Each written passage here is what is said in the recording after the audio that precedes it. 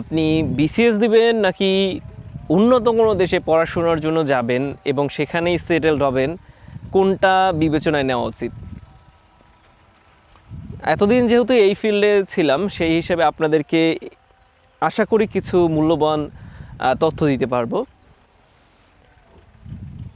একটি বিসিএস দিতে আসলে আপনার কমপক্ষে হলেও 2 থেকে 3 বছর সময় দিতে হবে। এর নিচে আপনি ক্যাডার হতে পারবেন না। হ্যাঁ, অনেকে বলবে 6 মাসের প্রিপারেশনে সম্ভব, 1 বছরের প্রিপারেশনে সম্ভব। হ্যাঁ সম্ভব, কিন্তু সেটা 1 থেকে 2% মানুষের জন্য সত্য। বাদবাকি মানুষ কিন্তু 4 বছর 5 বছর সময় এখানে কাটায়, এবং অনেকে তো হচ্ছে তার জীবনটাই কাটাই দেয়। 32 বছর হয়ে গেছে না, 32 বছর অনেকে কাটিয়ে দেবে। তো সেটা কাটিয়ে দেওয়া কিন্তু সবার জন্য একটা বুদ্ধিমানের কাজ হবে না। যদি উন্নত দেশে আপনার যাওয়ার সুযোগ থাকে, যদি আপনি রিসার্চ করতে পছন্দ করেন এবং আইএলস দিয়ে যেতে ইচ্ছুক হন, তাহলে প্রথম অ্যান্সারটি হচ্ছে ভাই চলে যান। সরকারি চাকরিতে যে স্যালারি কাঠামো, সেই স্যালারি কাঠামো আপনি যে কোনো উন্নত দেশে গেলে পড়াশোনার পাশাপাশি আর্ন করতে পারবেন। এবং উন্নত দেশগুলোতে আপনার 2 থেকে 3 বছর কাটানোটা একটু কঠিন, তারপর কিন্তু আপনি ভালোভাবেই সেটেল হয়ে যেতে পারেন। এখন কয়েকটা এক্সাম্পল দিব এবং এই এক্সাম্পলগুলো আপনার অনেক বেশি কাজে লাগবে। চমক হাসানের নাম হয়তো জানেন। চমক হাসান তো ইউটিউব দুনিয়ায় সবসময় ট্রেন্ডিংয়ে থাকেন। তিনি বুয়েট থেকে পড়াশুনো করেছেন এবং এখন বিদেশে সেটেলড আছেন। তিনি সবসময় দেশে আসার ইচ্ছা রাখতেন, কিন্তু রিসেন্টলি একটা পডকাস্টে তিনি বলেছেন যে আমি আসলে দেশে যেতে চাই না, দেশে সেটেল হতে চান না। তার মতো দেশপ্রেমিক একজন ব্যক্তি যে বাংলা ভাষায় কন্টেন্ট তৈরি করেন এবং হচ্ছেন এটার সাথে ডিরেক্টলি কানেক্টেড, তিনি কিন্তু আসতে চাননি। দ্যাট মিনস শিক্ষিত যে জেনারেশন আছেন, তারা মুখে মুখে এই কথাটা বললেও যে আসলে বিদেশ ভালো না, লনলি লাগে, এই নাই সেই নাই, কিন্তু তারা কিন্তু ওই অপরচুনিটি রেখে এই দেশে আসতে চান না। আমার অভিজ্ঞতাটা বলি, আমি এই বিসিএসের প্রিপারেশনের জন্য আমি টাইম দিয়েছি 3 থেকে 4 বছর নিয়োগ হতে। সেই 2020 সাল থেকে লেগে থাকতে থাকতে তারপরে গিয়ে টিকলাম 2022 সালে, কিন্তু সেই নিয়োগ হতে আজকে 2026 সালের মাঝামাঝি চলে এসেছে। বেতন কত পাচ্ছি? 35,000। তো সেই 35,000 টাকায় এখন আসলে আমাদের কিছুই হচ্ছে না। আমার নিজের ফ্যামিলিকে টাকা দিতে হয়, নিজের খরচা করা লাগে, যেখানে থাকছি সেখানে খরচা আছে। তো আলটিমেটলি কি হয়েছে যে আমার লাইফস্টাইল খুব বেশি ইমপ্রুভ করেনি।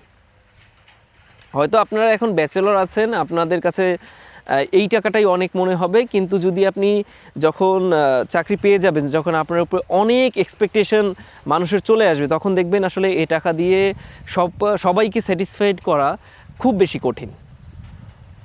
এখন আমার যে বন্ধু ছিল, যে আমি তো বিসিএস প্রিপারেশন নিয়েছি, সে আইএলসের প্রিপারেশন নিয়ে বিদেশ চলে গিয়েছে, আজকে 2 বছর হয়। রিসেন্টলি তার ওয়াইফকেও নিয়ে গিয়েছে। তো তাদের যে লাইফস্টাইল সেটা টোটালি চেঞ্জ হয়ে গেছে। মানে তারা ওই দেশে ইনকামের সব লেভেল বুঝে গেছে, এখন একটু কমফোর্টেবল লাইফ লিড করতে পারছে। মনে হয় না হয়তো আর দেশে আসবে, ওখানেই সেটেল হয়ে যাবে। তো শিক্ষিত যে জেনারেশন আছেন, তাদের ওই যে ফেসবুকের কন্টেন্ট দেখে দেশপ্রেমিক হওয়ার চাইতে চেষ্টা করবেন নিজের বেটারমেন্টের। এবং এই বিসিএস জার্নিতে যদি আপনার বিদেশ যাওয়ার সত্যি সুযোগ থাকে, তাহলে বিসিএস জার্নিতে আসার কোনো প্রয়োজন নেই। এটা আহামরি কিছু না, হয়তো অনেকের ড্রিম, হয়তো দেশে অনেক ডিমান্ড, মানুষ একটু মূল্য দেয়, কিন্তু আপনার দেশের প্রতি যদি টান না থাকে, তাহলে এখানে আসলে থেকে খুব বেশি যে আপনি ভালো থাকবেন সেটা না। আরেকটা জিনিস, সেটা হচ্ছে যখন আপনি দেশে থেকে ইনকাম করা শুরু করবেন, তখনই আপনি রিয়েলিটি বুঝবেন। মানে এখন তো আপনার মনে হচ্ছে আপনি আপনার বাবা মা ছাড়া বাঁচতে পারবেন না, আপনার ফ্রেন্ড সার্কেল ছাড়া বাঁচতে পারবেন না, বা হচ্ছে প্রতিবেশী ছাড়া থাকতে পারবেন না, নিজ গ্রাম ছাড়া থাকতে পারবেন না। কিন্তু আপনি চাকরি পেলে দেখবেন কি যে আপনার সাথে মূলত বেশিরভাগ মানুষের যে সম্পর্ক সেটা থাকবে টাকার। তো আপনি দেশের থেকে যদি সবাইকে ঠিকভাবে টাকা না দিতে পারেন, তাদের পাশে না দাঁড়াতে পারেন, আপনাকে আসলে দাম দিবে না, আপনাকে ভুল বুঝবে যে আপনি মনে হয় টাকা অনেক জমাচ্ছেন ব্যাংকে। তো দেশে থেকে এগুলো দেখার থেকে ভালো ভালো আর্নিং করেন একটা জায়গায়, মানুষের তখন পাশে দাঁড়ান, দেখবেন সবাই স্যাটিসফাইড, আপনিও হয়তো স্যাটিসফাইড। তাই বিদেশ যাওয়ার যদি সুযোগ থাকে বা যদি এখনই অনার্স লেভেলে আপনি থাকেন, তখন একটু রিসার্চ করেন, একটু আইএলসের প্রিপারেশন নেন, ইংলিশে জোর দেন, একটু আশেপাশে খোঁজখবর রাখেন কোন কান্ট্রিতে এই সুযোগ সুবিধাগুলো আছে। একটা প্রপার ওয়েতে এগোতে পারলে আপনার দেখা যায় এই অপরচুনিটিটা খুলে যাবে। এই ছিল আমার এক্সপিরিয়েন্স শেয়ার করা। ধন্যবাদ আমাকে সময় দেওয়ার জন্য।